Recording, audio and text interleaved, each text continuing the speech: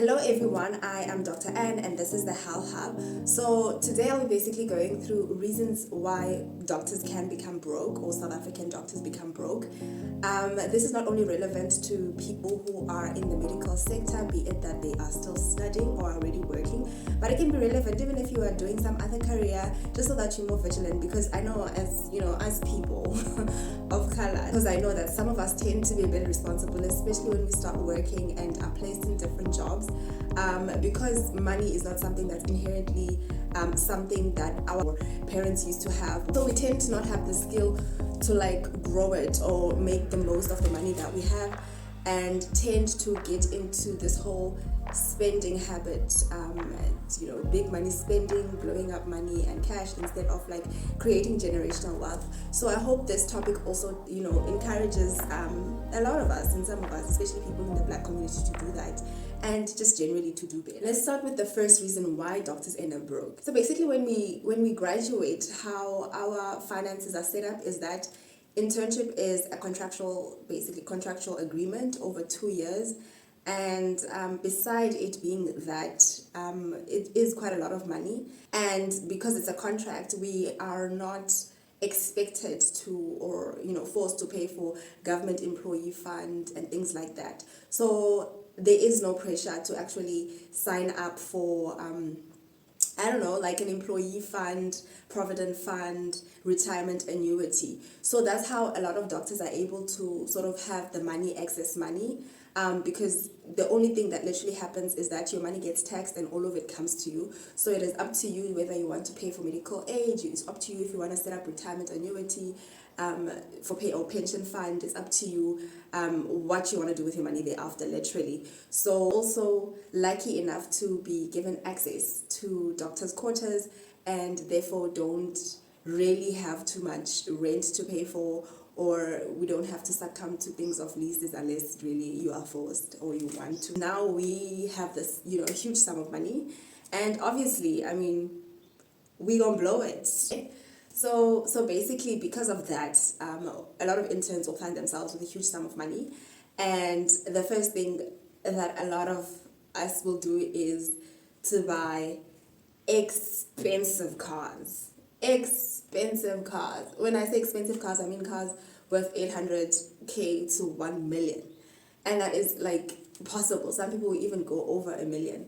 And that literally will cause will put you on a negative instantly. You have debt, in as much as cars and transportation are sort of necessary and are an asset in a way. I feel like a car can be an asset, and it contributes in you having ease in terms of your life and mobility and everything. But cars that are quite expensive are a liability, and a lot of people have fallen into that. And it's not that there's hate. I'm not hating because I drive a Mazda. Literally, I've heard stories of people, issues with insurances, cars crashing, people being left with a lot of debt generally, regarding having expensive cars that are high maintenance, that are just generally expensive to keep, regardless of whether or not you can sort of afford it on paper. And then if you look at people working the same job, earning the same amount, driving different cars, what causes that is basically their level of comfort in terms of what they're willing to pay off of their main salary, the percentage that they're willing to let go of in terms of the full amount of their salary towards the car. Yeah, well.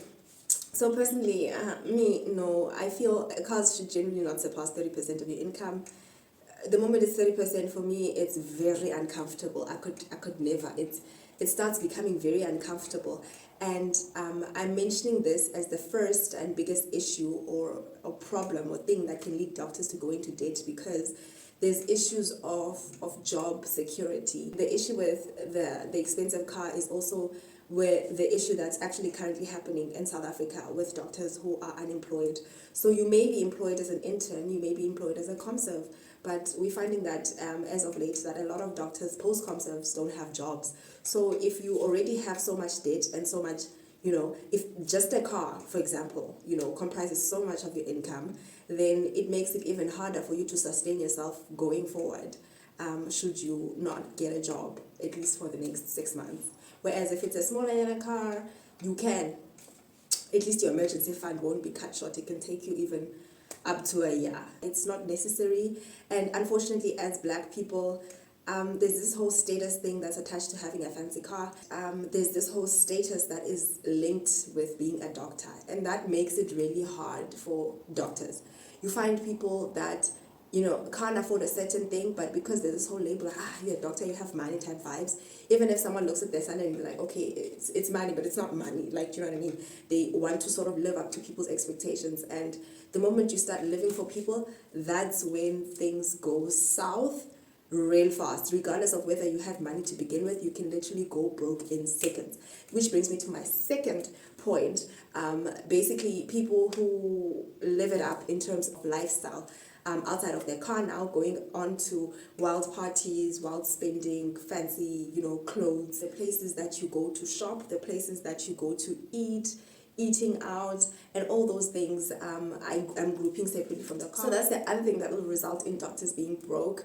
Instead of packing lunches, eating out during lunchtime, going out to parties, going to the club, VIP, and all these things. And I'm grouping this lifestyle section as a separate entity because it's one of those things which people do to satisfy the others, or to sort of kind of prove to others that they're able to provide, which they're not even meant to be trying to prove that they can provide to the community. My advice to you, whenever you feel the pressure of people expecting you to have a certain type of life or live a certain type of life, do realize that there is a tomorrow, and your financial decisions that you make today can contribute in where you end up tomorrow. So personally, me, I honestly don't care. Like, I honestly don't care being labeled as a broke doctor, or why aren't you... I've even had people like, why aren't you driving a Mercedes? And I was just like, do you know what is happening in my bank account? Like, why would you even ask me that? That because I'm a doctor, there's a certain expectation that I am meant to be driving a certain car. Or guys, people are just, they will literally be laughing at you when you fall. Like, they will be laughing at your downfall, but they do say statements that will pressurize you into pushing yourself into a corner unnecessarily. So yeah, you don't need those bags, you don't need expensive clothes, you don't need to prove anything to anybody. You don't owe nobody no explanation about why you're buying clothes at Mr. Price. You don't need to explain to people why you don't buy Woolies food. Like, it's not like, do you know what I mean? Like, it's not, I hate it when people pressurize people into certain lifestyle living. That is unnecessary. And also, as a person, don't even allow society to put that pressure on you to sort of live it up. It's absolutely unnecessary. So the third thing that causes doctors to fall into debt is bankers. Bankers and banks. So basically, when we graduate, even before we graduate, by fifth year, we have banks like lining up, giving us presentations on, which accounts to take. We have financial institutions, etc. They are ready. Like, take this account, take this annuity. We have this product, blah blah blah. By sixth year, guys, let me tell you, by sixth year, you already know everything about everything, and you already have been exposed to the banks, to the people. You already have a banker by sixth year, and you don't even have money or a salary. You already know which medical aid you're going to take because you've had so many presentations to your class and things like that. So financial institutions definitely gun for us. And I think the thing behind it is that obviously medicine, there's a lot of potential for business, for money, for growth. So obviously they want to build that relationship with doctors. And we get black cards, we don't even deserve them. Like, I'm not even joking. We just don't, we're not even in that black card tax bracket, but they shove you with a black card the moment you go into internship. Bankers will find a way. Like, if you say, I want a Bentley, for example, to my banker, they literally know what to do. They know things to do to get you into debt, because to them, to financial institution, they know that they'll make triple the money just from that debt of yours that you think is little or whatever. So bankers always find a way. They trap people with things like balloon payments that are over 300K. Like, obviously, if your car is over $1 million or over 900K, you will have a balloon payment of at least 200k isn't it? Like there'll just be deals to sort of make you afford what you can't afford, just so that you can get what you actually want, which you technically can't afford. I don't know if you get it. If you say you want a specific loan, they will literally give it to you without a doubt. I remember I got a credit card when I started working, and basically I wanted to use it to try to get to up my credit score, because I was literally clean slate, clean as a judge. And I was like, give me a credit card for like 1,000 rand or 2,000, whatever. Literally before the week ended, I had someone call me from the bank asking, oh, can we please increase your credit limit to 100,000? I was just like, my nigga, like, no, I don't want 100k. Like, guys, like, and I was just like, if it's so easy to get something like some huge amount of a credit card, imagine if you're already in a position where you are pressured and for money, and there's excess money that's actually a loan technically, that you can use to try to get a certain thing, or even feed or on this whole persona and this whole lifestyle. Then obviously you're gonna take it. And that's the other way that people actually end up into debt. Balloon payments over 200k, 300k's, banks loans that are given by the banks know that if they get you into debt, it's late for you. It is absolutely late for you. So basically that's the other thing to look out for, without even rambling. So basically number 4 is black tax. Black tax is, I mean, y'all know what black tax is. I don't have to explain, but black tax can be black tax, and black tax is okay until it becomes toxic. So I don't see black tax as a bad thing, and I don't really like the word that's attached to it, but it's a word that's universal that everyone knows. The thing with black tax is that basically it's just money that is towards family members or whatever, aimed at basically improving your family. And I absolutely am for that. I believe that you should sort of try to improve where you come from. Like, I don't believe in one driving a Mercedes and they don't even have a garage at their home, things like that. Like, I believe that if you already leveling up in terms of your life and your lifestyle, at least your home has to be sort of semi-decent. Like, it has to be it's a representation of where you come from. And if you are able to get to a certain point in your life, at least the one thing that you should do is try to improve where you sort of come from, like in terms of furniture, in terms of like also helping out your parents and things like that. And I'm absolutely for that, and we should be doing that. But there is a certain level where black tax starts to become toxic, guys. Like, can we just talk about black tax and how toxic it can be? So sometimes black tax gets to toxic levels. Obviously, when you are dealing with people who think you have money, I think that's the biggest thing with people in the medical sector, or even people who end up in careers that are reputable or that are known. There's people who earn more than us who do careers we don't even know of, that are not really popular. But the popular ones, like, if you say you're a lawyer, and then people are like, yo, you probably have a lot of money. Or if you say you're an engineer, there's certain careers that are sort of associated with wealth and money. And not that other careers are not, it's just they are not known. So if you say you are for example, you say you're in IT and people look at you funny, that time you might even earn triple what doctors earn. But because of the doctor career, and it's traditional, it's basically what people know from like back in the day. So if you say you're an engineer, they're like, oh, you earn a lot of money. So sometimes that when people are dealing with you and they come with that perception, or perceived notion that you actually earn a lot of money, then it is up to you, and you should take it upon yourself to correct them that, yes, I'm not poor or whatever, but I still have things to do in my life. I have my own life, my own family, my own whatnot. And, clear boundaries have to be set. Otherwise, you will fall into this whole toxic black tax situation, where people ask you for money from your family constantly. You have to send a lot of money, which is the majority of your income, and your sister's kids, your cousin's kids, your windows and jobs. Some families are generally like that, and will want and take to the point where in your life you don't have much left. So that's also another thing that tends to cause people to fall into debt, or even struggle, is the inability to actually say no. Like, people will literally ask you and keep on asking, but clear boundaries have to be set by you, so that you don't lose or end up being on the losing end and end up being unhappy. That goes down to the root of the issue of having to prove to people that you have. And if you have that problem of wanting to prove to people that you are something or somebody, and you need validation from them. And if you have that problem will literally lead you to your grave and will drive you into death. Otherwise, your life will be at a standstill. I followed this one group on Facebook,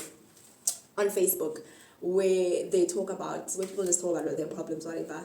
And this one lady was talking about how, saying that I actually earn a decent amount of money. I think she was saying she earns maybe more 30K, yeah, which is pretty like, it's decent. Like, so she was like, for the amount of money that I earn, I find myself unable to do things. Like, I'm at home, I have to give my mother money, I'm still staying at home, my sister has like kids, and my sister keeps on, giving birth and having more kids.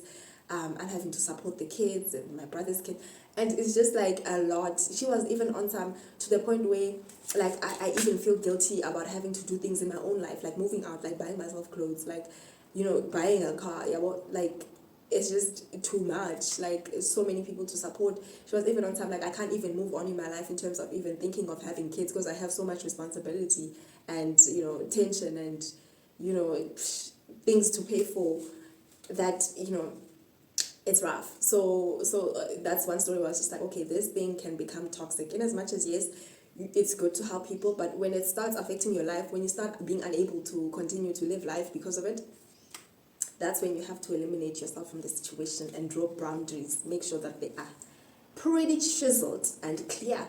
So basically, number 5, which is the one category that I can absolutely relate to, is either investments. And this one is not a bad thing, but it's also something that it sort of takes your money, but it's not really taking your money. So this one can be good and bad. So the fifth thing that can drive doctors to being or appearing poor or not, looking like they don't have money, is investments. It's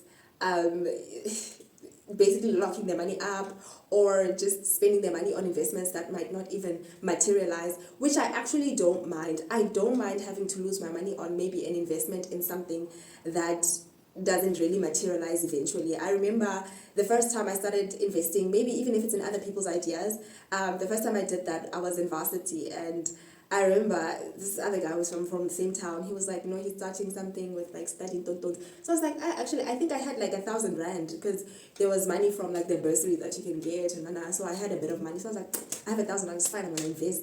I believe in your dream or whatnot, yeah. So yeah, I I invested, and I think from that I only made 700, and then I don't know, the person like stopped working on whatever. It was just, yeah, phela guys, yeah, phela moyen. So I honestly I don't mind. Like I always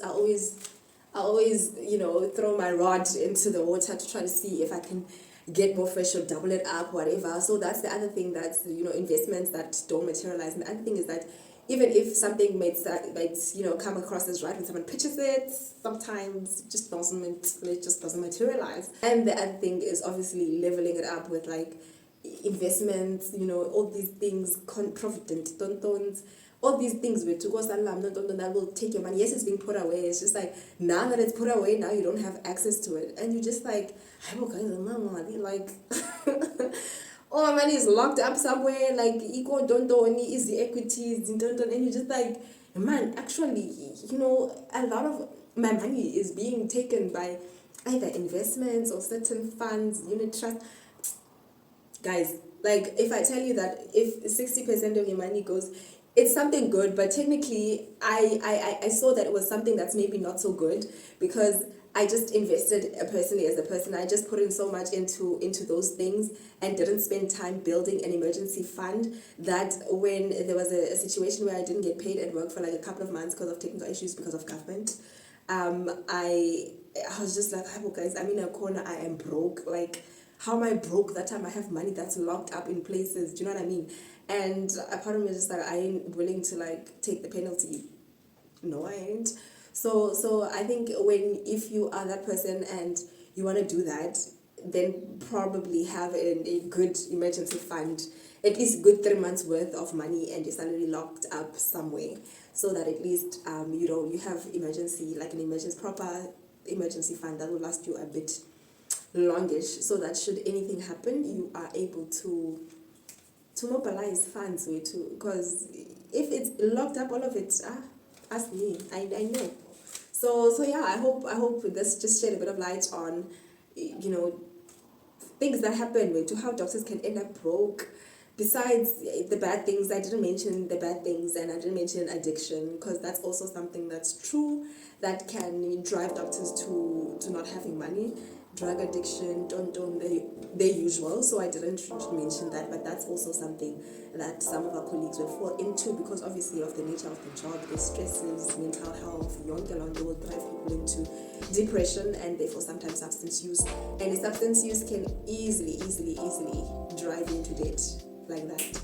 So yeah, I hope you enjoyed the video. If you have any other things to add that I didn't mention, link them down below. If you work for a bank, let me find out, like, why do you guys do that? Like, why do you gun for doctors and do all these things, guys? Also, why so, like, so if you are, succumb to things of black tax, mention your stories, hand, so we can discuss, because that is also something that's true, that's also happening and currently relevant, especially with us and our community of black people, because we don't come from money, and to say the least, we don't know how to manage money. We knew money, we are new literally at this.